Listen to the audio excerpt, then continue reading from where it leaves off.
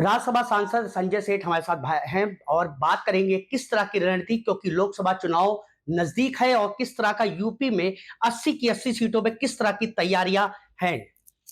देखिए, ऐसा है कि जिस तरीके से हमारे माननीय प्रधानमंत्री जी ने इस देश को संवारा है, जिस तरह से उन्होंने विकास की लहर बना रखी है, आज हर गरीब को एक सम्मान मिल रहा है, एक उसको जीने का हक, एक आनंद आ रहा है।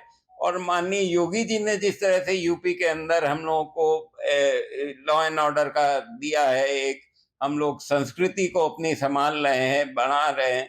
तो इन सब को देखते हुए आज के दिन में हमारे 80 की 80 सीटें हमारे पास आएंगी, ये मैं उम्मीद रखता हूँ। सर, किस तरह की प्राथमिकता रहेगी, क्योंकि अब राज्यसभा सांसद आप हो चुके हैं, किस तरह की प्राथमिकता रहेगी?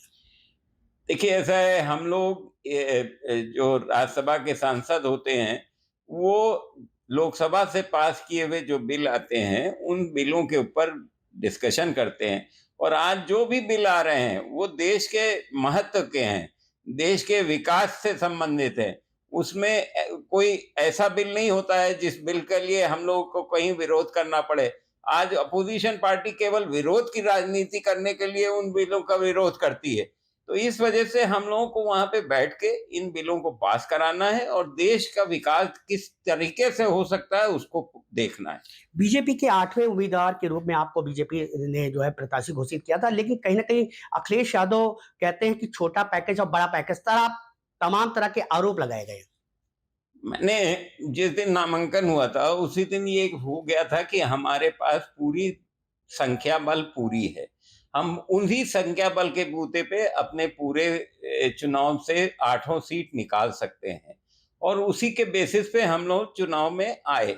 8वीं सीट हमने डाली और जो बाकी विधायक हमारे साथ में जुड़े हैं उनके कुछ अपने पर्सनल मुद्दे थे, जिन मुद्दों के बेसिस पे उन्होंने विरोध जताने के पर्पज से हमें वोट दिया है। इसमें कोई पैकेज किसी तरीके का नहीं है।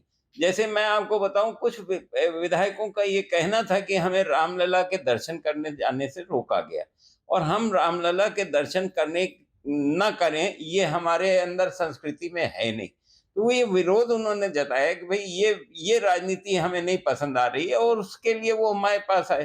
तो जो पैकेज है वो उनको रामलला का पैकेज मिला है, मेरी तरफ से कुछ नहीं मिला है। सर, अगर बात की जाए जिस तरह से, क्योंकि जिस तरह से समाजवादी पार्टी के खेमे में सेंध लगी, तमाम विधायक क्रॉस वोटिंग की गई, क्या लगता है कि लोकसभा चुनाव से पहले किस तरह की तैयारी है कि और भी विधायक समाजवादी पार्टी के टूट के आ जाएंगे? नहीं, जो आना चाहेगा उसका स्वागत है, लेकिन हम लोगों की तरफ से कोई उनके विधायकों के तोड़ने की नहीं कोई प्लानिंग है।